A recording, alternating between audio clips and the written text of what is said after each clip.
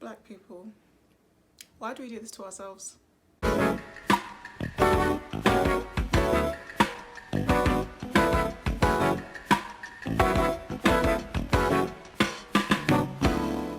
So old colourist tweets have been resurfaced by UK influencers and celebrities. I don't know why or who decided to go and find these tweets. So many of these people have been exposed. This is why I will never stand anyone, not one person, I'm sorry. Everyone has skeletons in the closet. Everyone has things about them that's problematic. So these tweets have come from people like Nella Rose, Paigey Cakey, Aaliyah Maria B, Headie One, and others.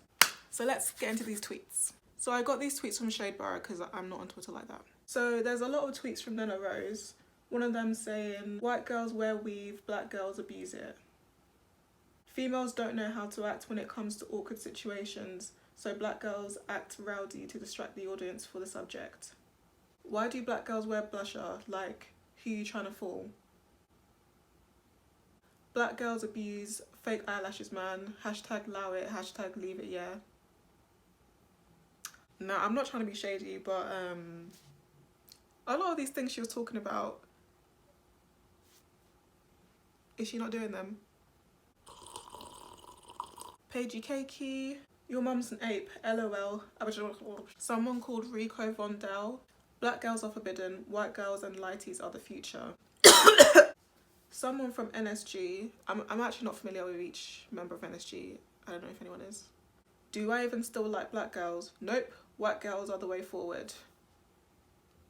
Really not to be shady, I don't know who some of these people are. Yasmin Diaz says, white girls are looking much better than mixed race girls and black girls. Don't understand, some people just want to be black.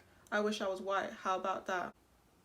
This one about Tion Wayne, he retweeted something that said, you black Ghanaian, oh you blick even, you blick Ghanaian pricks better win your match so we can whip your ass in the final. And he said, I don't get it, I'm reacting to a tweet with a shock emoji. What are you neeks on about? Explain. Every day looking for clout of my name. On that tweet, I only see like an O. I don't know.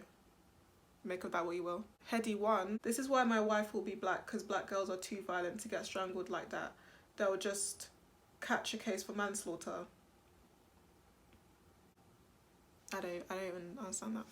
Black girls are mad because you lot wear them headscarves to go sleep. That holds all your thoughts in for the night. Give your brain some air.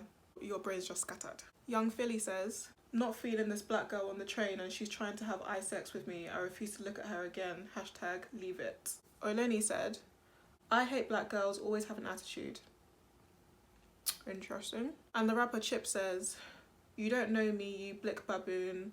F out of here, LOL, I'm prettier than you anyways. Hashtag swag. And there's loads more, but I don't care to read all of them. So what's interesting about these tweets is they all came in a time period between 2010 and 2014. Funny enough, this is the time period when old colourist tweets were found about Steph London and Maya Jama. I think we're all familiar with that fiasco. And to be honest, I'm not even upset. Like many people, I'm just not surprised. As an unambiguous, dark-skinned, natural-haired black girl, this was just the standard of growing up in London for me. This stuff was rampant. Like, it's not just these celebrities and influencers that had this kind of mindset. There are people retweeting, liking, sharing these tweets. Maybe even you are retweeting.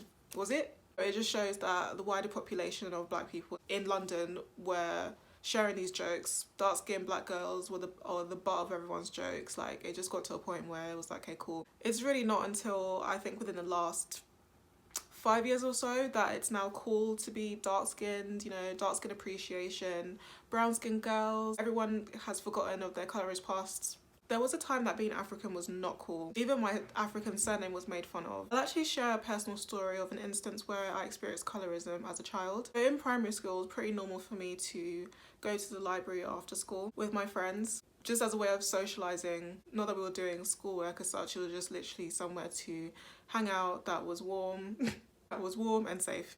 And I would go with a friend of mine that happened to be light-skinned. And after a while of going there would be a group of secondary school kids that would come and join our table for some reason. And there was this mixed race kid. For some reason, I didn't know him.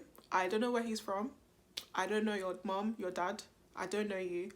But he would pick on me for my dark skin. He would make all kinds of jokes about me. One, for example, I think we've all heard this: if you go outside at night, no one will find you. I can laugh about it now, but me at what, 8, 9 years old? And everyone in the group would be laughing. This group was made up of white kids, black kids, light skinned and dark skinned. But what hurt me the most was my friend. She was a light skinned girl. She was laughing along. She did not say a single word in my defense. And me being shy and insecure at that age, I didn't say anything. I didn't tell anyone. This little prick would get on me about my skin day in, day out for weeks. I think that's even why I'm not even attracted to mixed guys. I'm scarred. That's just one example of many instances I can give of experienced colorism growing up. Like, it's not enough that we're a minority in this country where we'll be facing all sorts of problems just because we're black. We now have to deal with colorism. In fact, I knew what colorism was before I knew what racism was. Colonialism damaged us. There isn't one black population in the world that doesn't suffer with colorism. To be honest, the Asian community suffers with colorism as well, but that's for another discussion. So these tweets pretty much just encapsulate what many dark-skinned girls would hear on a regular, even daily basis. But I'm not gonna just target each one of them and say, yeah, they are the reason for colorism, because in all honesty, most people were perpetuating colorism, and the people who didn't speak up. To this day, people are still experiencing colorism within the music industry, within fashion, within many different industries. Yeah, it's come a long way, don't get me wrong, it's definitely come a long way. We are appreciating dark skin in our communities, and even Africans. It's cool to be African now. 5-10 years ago, no, it wasn't cool to be African. It was cool to be from the Caribbean, to have an English sounding surname. So moving on from that, what can we actually learn from the situation? Personally, I don't believe in cancel culture. I don't think it's productive. I don't think it even really works, especially not for people in our community. Like, there's not many of us in the forefront, so we can't just be knocking people left, right and centre. Like, I do keep up with a lot of these people. I enjoy their content, I enjoy some of their music. Doesn't mean I'm going to stop supporting them. And also, this was many years ago. I believe some of these people, particularly Nella Rose, I think she's like 22 now. So at the time she would have been but maybe like 13, 14. Or at least some of these people are in their early teens. You should know right from wrong from at that age. But as I said before, colorism was rampant. It was everywhere. Everyone was making these jokes. Doesn't make it okay. I didn't find it funny at the time. By the grace of God, I'm secure in myself. I love my skin. No one can tell me anything about my skin. Like, I'm my own biggest fan. But what would be clever and beneficial of these people to do is to acknowledge what they did. Because of narratives that they perpetuated in the early 2010s, people like me were the butt of their jokes and suffered because of that. So I would like if they were to acknowledge what they did and apologise, sincerely apologise. At the time of this recording, I've seen that quite a few people have come out to apologise or to issue a statement. Ivorian Doll, she put forward a statement. Aaliyah Maria B, she tweeted a few things and I read it.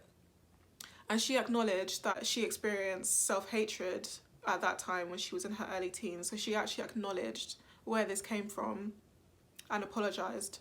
A few more people have come out to make statements. Someone just put one silly meme. I don't know who it was, I can't remember.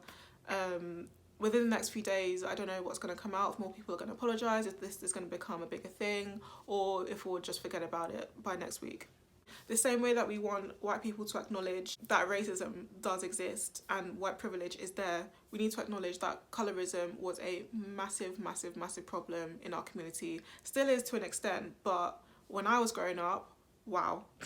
So let's learn to move forward in the right direction. I don't know them personally, so I can't say if they're still colourist or not. So that's it for this video, guys. I hope you enjoyed it. I'd love to know what you think, if you have any opinions, if you agree with me, if you disagree. If you like the video, please give it a thumbs up. I really do appreciate it. And please do subscribe. I'll catch you guys in the next one.